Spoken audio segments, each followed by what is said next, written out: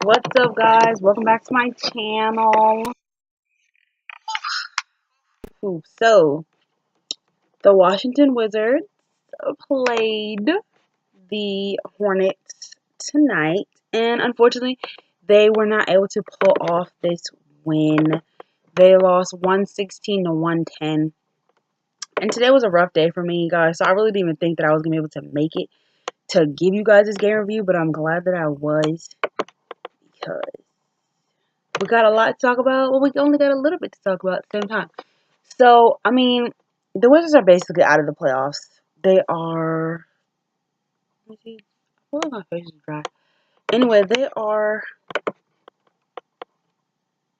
like 4.5 games out of the A seed, and then they are 2.5 games back of the Hornets, and the Hornets now hold the tiebreaker. There's 13 games left, and they're 4.5 games out of the A seed.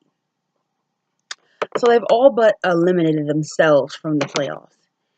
And it's just like, wow, guys, wow. It's not really a wow. It's not even really a wow because we see the predicament that we're in. We see how many players that we've lost to injury and trade and the whole thing like that. So it's really nothing to be like mad or ashamed of yourself about.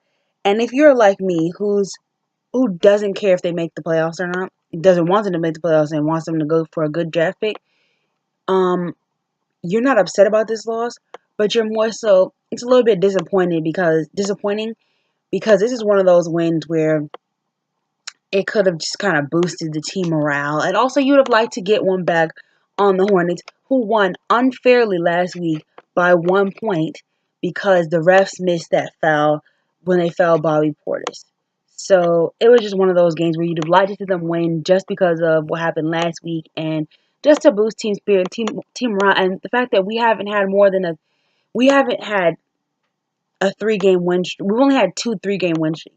We're struggling so hard to put together even 3 wins. That's crazy. So getting into this game here, Bradley Beal out the gate was shooting lights out. He shot 10 for 12, and really, if it wasn't for Bobby Portis and his fouls, he had the offensive foul, and then he had the defensive 3 seconds. If it wasn't for that, then he would have even had more points. He ended up with 40 points tonight, guys, and 23 in the first quarter.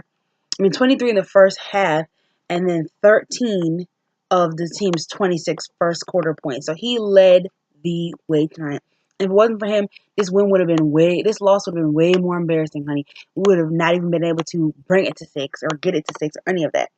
So ended up in a 40-26 hole after the first quarter, and I'm like, dang. Then we get into the second quarter, and we end up falling behind by 21 points. I'm like, seriously? But, we were able to pull it within 5 with an 18-4 run near the end of the first half. And then another run started by the Charlotte Hornets. Another one started by the Hornets.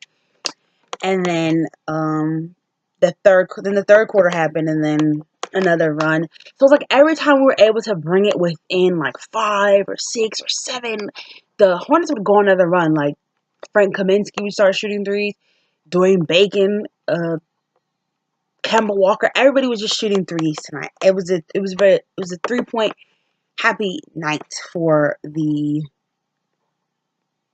Charlotte Hornets, guys. But after 3 quarters, we were down 95-78, and they threw in Troy Brown, Jabari Parker, Sam Decker, Thomas Bryant, and Bradley Beal in the fourth. And it really actually boosted the game. And I feel like we need to start giving opportunities to guys who don't get that much opportunity but are hard workers, because those are people that come in and really push forward and try hard to get you guys a win and try to show themselves and prove their talent, blah blah. Anyway, Bradley Beal played way too many minutes tonight. Happy birthday to Jabari Parker, who turned 24 today. It's a shame that we weren't able to get him a win, but he did become a lot more aggressive as more time went out on the floor. It was just a case of the Wizards shooting themselves in the foot. It was a so Wizards loss.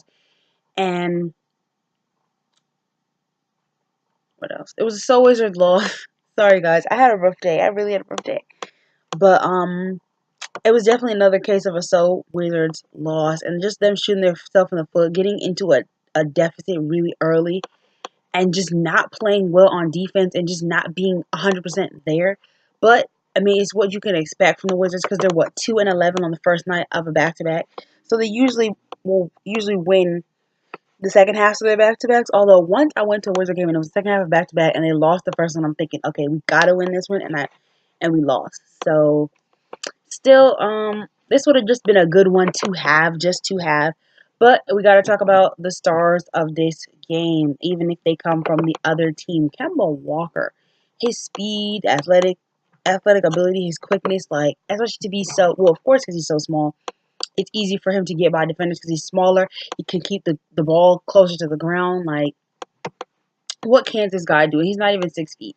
28 points for him, 4 assists, 5 rebounds.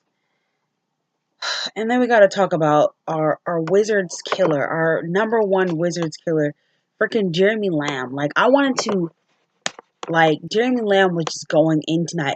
He just never stops. And of course, I don't really watch their games against other teams, but my goodness, Jeremy Lamb, he just was relentless against us. He's literally a Wizard killer. 18 points, 8 rebounds, 1 assist, and tons of defensive work on the floor, and just every little thing. He does the little things. He does the little things. Another person I wanted to talk about. Where is he? I don't see his name here. Oh yeah, Frank Kaminsky. He was really helpful down the stretch, especially with his 3-point shooting. 8 points, 6 rebounds. MKG, nothing much from him tonight. I think he was just coming back from an injury too. And two, Tony Parker was using his veteran skills and showing that he's not dead just yet. In his last season in the NBA with 16 points, 3 assists, 2 rebounds.